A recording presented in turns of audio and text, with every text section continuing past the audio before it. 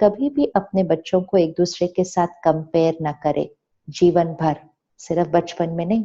वो बच्चा इंडिविजुअल है, आत्मा है, अपने संस्कार, अपने कर्म, अपना भाग्य लेकर आया है और उसकी पेरेंटिंग, उसकी पालना इंडिविजुअली की जाएगी। कि वो जो कर्म और संस्कार, जो कैपेसिटी, जो क्षमता, जो टैलेंट, जो स्किल, विशेषताएं जो लेकर आए हैं उसकी पालना करनी है, उसकी कैपेसिटी को बढ़ाना है, उसके संस्कारों को और श्रेष्ठ बनाना है, लेकिन in reference to the child himself, मतलब उस बच्चे के रेफरेंस में ही उसको और श्रेष्ठ बनाना है, किसी और के रेफरेंस में नहीं। तो कंपैरिजन कभी भी नहीं, जीवन भर नहीं। दूसरा, क्रिटिसिज्म, सिर्फ शब्दों में नहीं, संकल्पों में भी नहीं। ये ऐसा क्यों है, इसको ऐसा होना चाहिए, ये ऐसा होता, ये बहुत स्लो है, ये नीट नहीं है, ये पढ़ता ठीक नहीं है, ये खाता ठीक नहीं है। नेगेटिव स्टेटमेंट्स संकल्प से सिद्धि होती है। जो संकल्प हम करते हैं और रिपीटेडली करते हैं वो हमारे लिए सिद्ध हो जाते हैं। और इसी तरह पेरेंट जो बच्चे के लिए संकल्प करते हैं, वो बच्चा वो संकल्पों को अब्सॉर्ब कर लेता है और फिर वो बच्चा खुद के लिए भी वो संकल्प करना शुरू कर देते हैं। अगर पेरेंट ने बचपन में बहुत बार ये सोचा होता है ये स्लो है, ये स्लो है, ये कुछ नहीं कर सकता है, ये तो गिरा ही देता है, इसके हाथ से तो चीज ही टूट जाती है, ये पढ़ने अभी बैठेगा लेकिन अभी ये उठ जाएगा, ये कॉन्सेंट्रेट कर नहीं सकता है। दीज रिपीटेड लाइन्स उस बच्चे के लिए एक लेबल बन जाती है। हमारे ऊपर जो लेबल्स लगते हैं वो मेजॉरिटी लेबल्स बचपन में लगते हैं, एंड मेजॉरिटी लेबल्स हमारे पेरेंट्स हम पर लगाते हैं और उन लेबल्स को हम अपनी आइडेंटिटी बना लेते हैं। आज हम 30, 40, 50 साल के हो जाते हैं, लेकिन हम में से कई अपने लेबल्स को बदलते ही नहीं है, क्योंकि हमें लगता है यही हम हैं। क्योंकि हमने किसने बताया कि यही हम हैं? हमारे पेरेंट्स ने। और पेरेंट्स तो सही बात बोलते हैं, तो क्योंकि मेरे पेरेंट्स ने कहा कि हम ऐसे हैं तो हम ऐसे हैं, ये व्यक्तित्व बन जाता है बच्चे का। इसलिए पेरेंट की बहुत बड़ी जिम्मेवारी है कि अपने बच्चे पर हमेशा पॉजिटिव लेबल्स लगाएं, पॉजिटिव लेबल्स लगाएं। जो आप चाहते हैं कि वो बने वो लेबल लगाएं।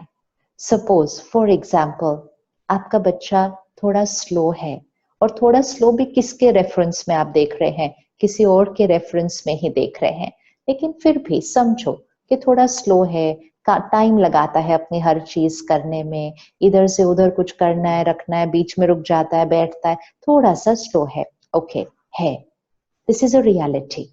लेकिन संकल्प से सिद्धि होती है, विच मीन्स अगर हम बार बार ये सोचेंगे, बोलेंगे, उसको बोलेंगे, उसके बारे में औरों को बोलेंगे, विच मीन्स परिवार अगर आपस में डिस्कस करेगा ये बड़ा स्लो है, इसका बड़े होकर क्या होगा, ये पढ़ाई कैसे करेगा, ये औरों के साथ compete कैसे करेगा, ये अगर हम सोचेंगे, बोलेंगे, आपस में बोलेंगे, ये करेंगे, तो वो बच्चे का लेबल बन जाएगा और वो बच्चा जीवन भर अपने लिए संकल्प करेगा, नहीं मुझसे जल्दी नहीं होता, I am slow, I am slow. वो लेबल उसने एक्सेप्ट कर लिया। अब यही हम बच्चे पर क्या लेबल लगा सकते थे? हम बच्चे पर लेबल लगा सकते हैं, you are perfect, you do everything perfectly, accurate है आपका हर कर्म, आप देखो आपने कितनी जल्दी ये कर लिया। चाहे उसने स्लोली किया हो, उसका कर्म स्लो है, हम उसको वाइब्रेशन स्लो वाली नहीं देंगे, क्योंकि अगर वाइब्रेशन में स्लो शब्द दे दिया तो वो वाइब्रेशन को अब्सॉर्ब करके उसका कर्म हमेशा स्लो रह जाएगा या और स्लो बन जाएगा, क्योंकि संकल्प से सिद्धि।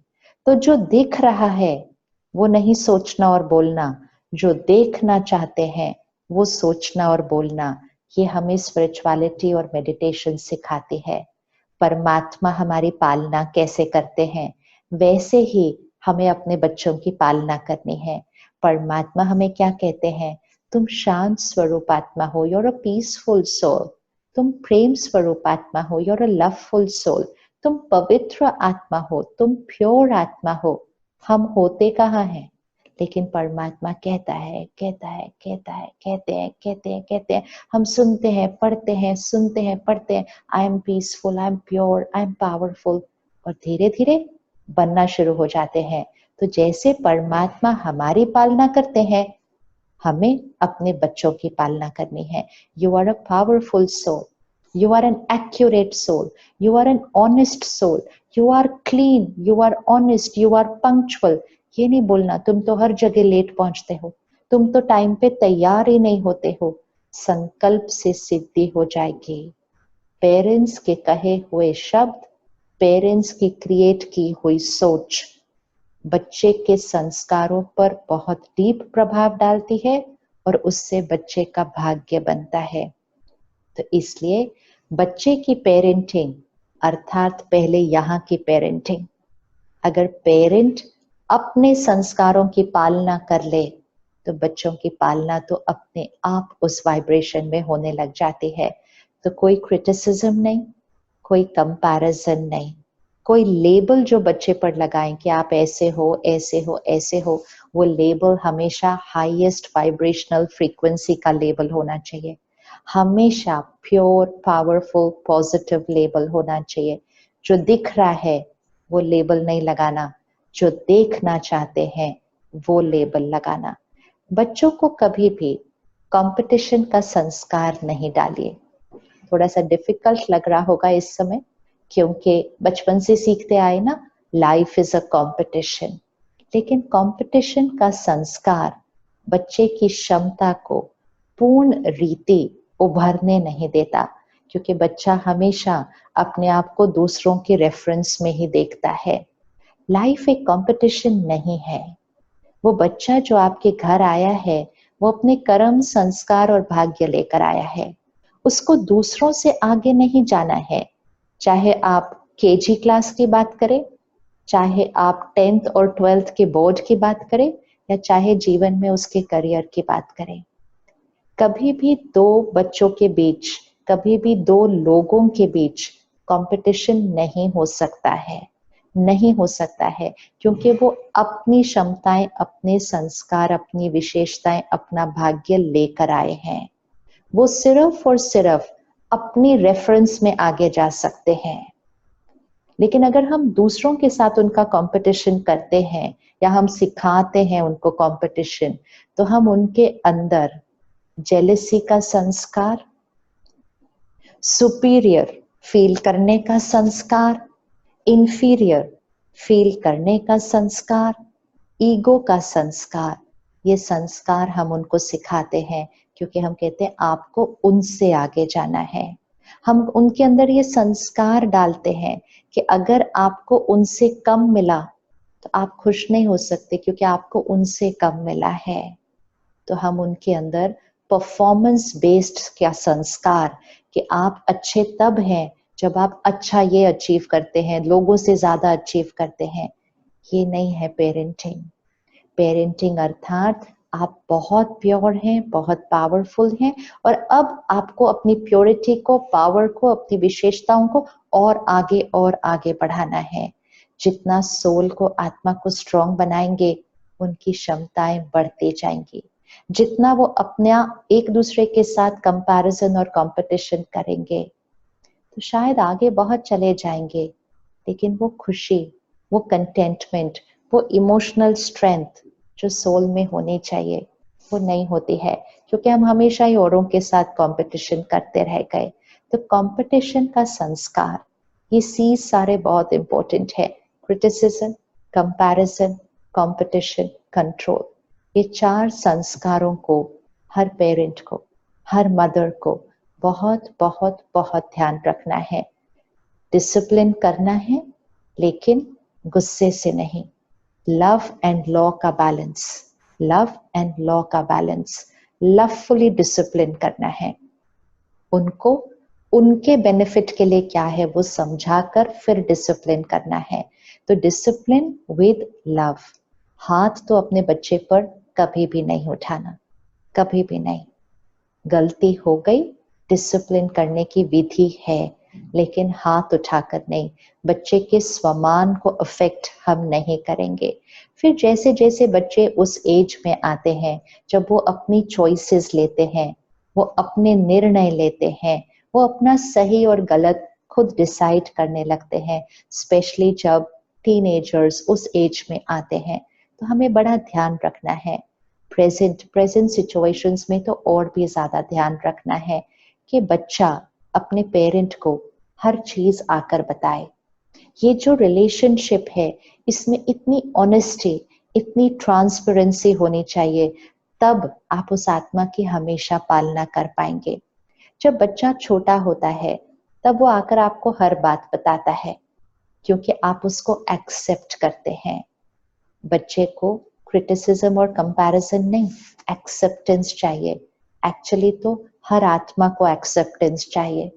आज शरीर कितनी भी आयु का हो जाए, हमें हमेशा लोगों से एक्सेप्टेंस चाहिए होती है। इसी तरह बच्चे को एक्सेप्टेंस चाहिए। तो बच्चा जब छोटा होता है, स्कूल जाता है, घर आके अपनी हर बात बताता है, तो हम उस बच्चे को एक्सेप्ट करते हैं। लेकिन जब बच्चा थोड़ा बड़ा हो जाता है, तो वो कभी कभी कुछ ऐसी चीजें करता है जो हमें सही नहीं लगती है। लेट्स से फॉर एग्जाम्पल, वो बच्चा बंक करके पिकनिक चला गया, स्कूल बंक करके मूवी चला गया, क्योंकि उसके सारे फ्रेंड्स जा रहे थे। उस दिन भी उसने आकर आपको सारी बात बताई होगी, हर बात बताई होगी, क्योंकि उसके अंदर तो संस्कार था ना, घर आकर अपने मम्मी पापा को हर बात बताने का। लेकिन उस दिन उसने जो किया, वो आपकी पेरेंटिंग के साथ मैच नहीं करता था बिल्कुल। और उस दिन पहली बार आपने उसको रिजेक्ट किया। आपने कहा आप गलत हो, आपने ऐसा किया कैसे? क्या हम इसलिए आपको स्कूल भेजते हैं? क्या हमने यही आपको सिखाया है? क्या बहुत कुछ उस बच्चे को सुना दिया उस दिन, पहले दिन। उस बच्चे को ये नहीं पता था कि उसको ये आपको नहीं बताना था। उसने तो रोज की तरह अपनी हर बात आकर आपको बता दी थी, लेकिन उस दिन उसको रिजेक्शन मिला। उस दिन जब उसको पेरेंट्स से रिजेक्शन मिलता है, उस दिन उसको फ्रेंड्स से एक्सेप्टेंस मिलता है। ये बहुत रिस्की है। हम कहते हैं ना, क्यों हमारे बच्चे पीयर प्रेशर में चले जाते हैं, क्यों वो अपने दोस्तों का ज्यादा सुनते हैं। हर एक को एक्सेप्टेंस चाहिए। अगर हर एक को पेरेंट्स से एक्सेप्टेंस मिल जाए, फैमिली से एक्सेप्टेंस मिल जाए, तो उसको दोस्तों के एक्सेप्टेंस की जरूरत नहीं होगी। इसलिए पेरेंटल एक्सेप्टेंस बच्चे को इतना स्ट्रांग बनाता है कि बच्चा सही के लिए हमेशा खड़ा होता है, इवन अगर वो बच्चा अकेला है। alone, a child will stand for the right even if the child is alone, if the child gets parental acceptance। तो जिस दिन उस बच्चे ने पहली बार कुछ ऐसा किया जो उसके लिए सही नहीं था, चाहे पहली बार उसने स्कूल बंक किया, चाहे पहली बार उसने एग्जाम मिस किया, चाहे पहली बार उसने कोई गलत चीज खा ली, चाहे पहली बार उसने कोई नशे की चीज ले ली, ये सब चीजें पहली बार होती हैं। पहली बार वो पालना कैसे देनी है, नरिशमेंट कैसे देना है, उसने जो किया वो उसके लिए गलत है। लेकिन वो गलत नहीं है, उसने जो किया वो गलत है। हमने तो उसको ही उस दिन कह दिया आप गलत हो, you are wrong, you are bad, how could you do this, bad boy bad girl, good boy good girl, don't do this. हम ऐसा बच्चे को सिखाते हैं। तो फिर उस दिन वो बच्चे को पहली बार रिजेक्शन मिलता है, दूसरी बार फिर रिजेक्शन मिलता है, तीसरी बार वो बच्चा बताना बंद कर देता है। हमें लगता है उसने करना बंद कर दिया, करना बंद नहीं किया, बताना बंद कर दिया। And that is where the generation gap begins. एक गैप आ गया। हम कहते हम आपको समझ नहीं पा रहे, वो कहते हम भी आपको समझ नहीं पा रहे। हमने कहा जनरेशन गैप। समझना अर्थात क्या? समझना अर्थात सिर्फ ये कि वो एक आत्मा है। हमें लगता है मेरा बच्चा है तो मैं जो कहूं वो सही है उसके लिए, मैं जो डिसीजन लूं वो सही है उसके लिए। वो एज तो खत्म हो गई। वो आत्मा है, उसकी अपनी सोच, अपने निर्णय, अपने संस्कार हैं और वो अपना भाग्य लेकर आया है। हम उसको सही राय हमेशा दे सकते हैं, लेकिन उसको कभी भी गलत और बुरा नहीं कहना। उसने जो किया वो गलत है, विच मीन्स आप बहुत अच्छे हो, I accept you as you are, but what you have done is not right. इससे आप अपने कम्युनिकेशन के चैनल को हमेशा ओपन रखेंगे, ऑनेस्टी रखेंगे, एंड मोस्ट इम्पोर्टेंट आप बच्चे को एक्सेप्ट करेंगे, तो बच्चा पीयर प्रेशर के एक्सेप्टेंस पर डिपेंडेंट नहीं होगा। जीवन की इस पूरी यात्रा में जरूरी नहीं है कि बच्चा आपका कहना हमेशा माने।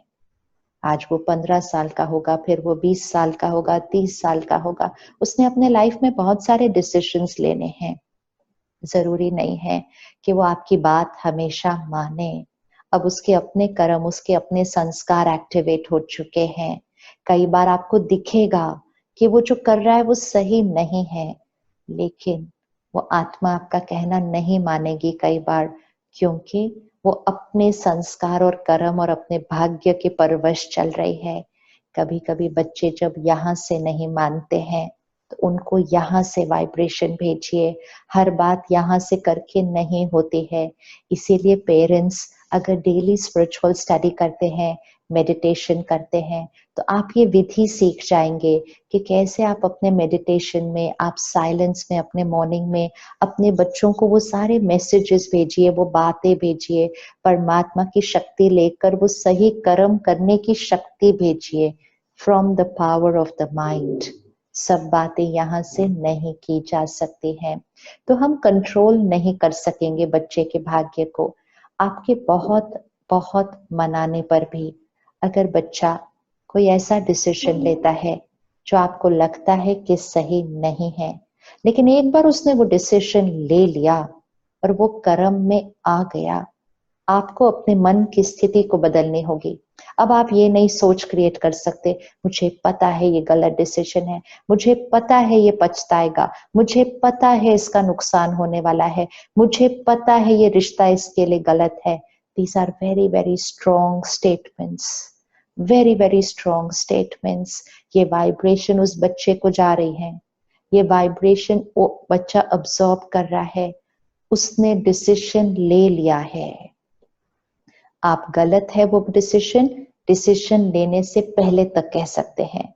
एक बार उस बच्चे ने वो डिसीजन ले लिया है, उसके बाद आपको अपना संकल्प एक क्षण में परिवर्तन करना है, और अब डर से, चिंता से बदलकर आपको अपने संकल्प को दुआ बना देना है, ब्लेसिंग, कि आपने ये निर्णय ले लिया है, परमात्मा की शक्ति आपके साथ है, हम सबकी दुआएं आपके साथ हैं, सफलता आपके लिए निश्चित है।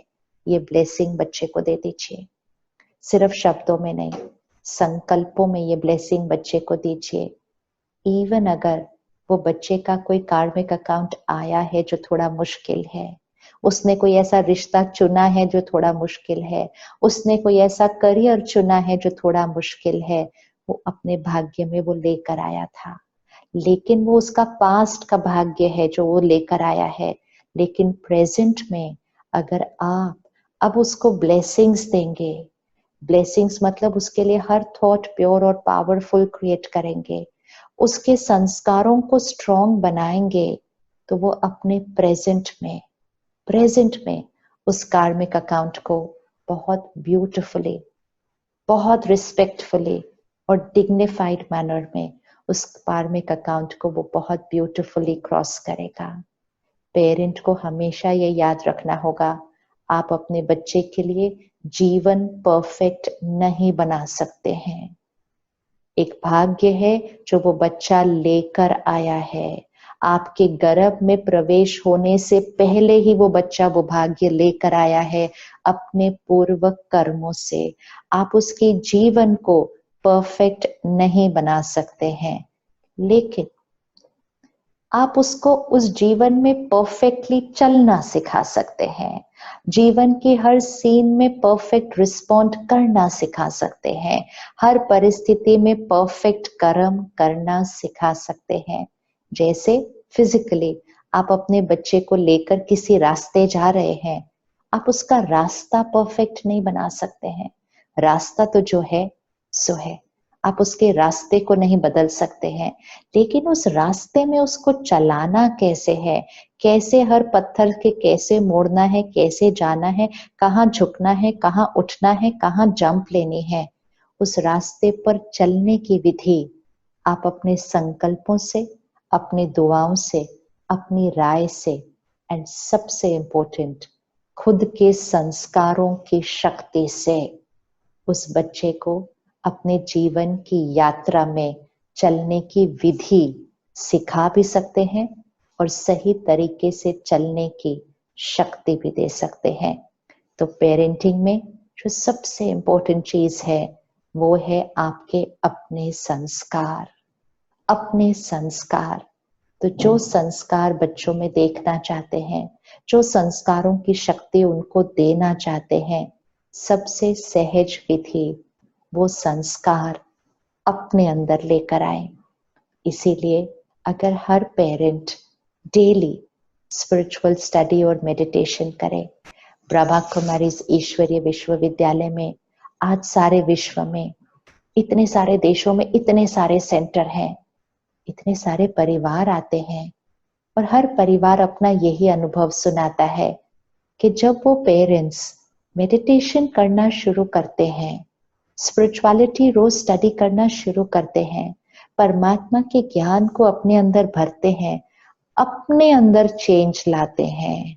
पेरेंट अपने अंदर जब चेंज लाते हैं, हर पेरेंट का ये अनुभव है कि जब हमने अपने अंदर चेंज लाया, हमारे बच्चों के अंदर चेंज आ गया, चाहे वो बच्चे कोई भी एज के हो, लेकिन पेरेंट का परिवर्तन बच्चे के अंदर परिवर्तन लाता है।